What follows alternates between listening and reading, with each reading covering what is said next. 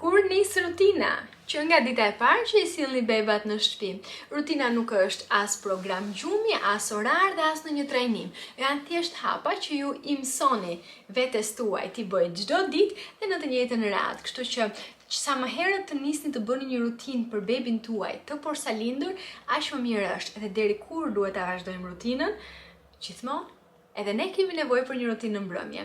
Sigurisht fëmijët tuaj 3-4 vjeçar kanë shumë nevojë që ata adrenalinën e madhe që kanë ta shfryjnë diku dhe rutina është momenti ideal për ta bërë këtë gjë.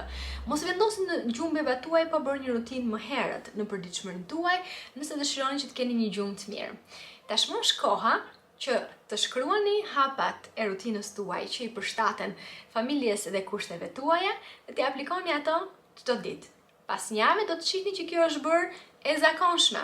Dhe nëse në ditët e para do t'i zbatoni duke parë në letër se cilat janë hapat, edhe sa minuta keni bërë njërën dhe tjetrën, më pas do t'jetë thjesht pjesë e përditshmërisë. Në momenti që është pjesë e përditshmërisë, nuk ndahet më nga ju dhe kështu gjumi hyn në shinat që ne duam të hyjë.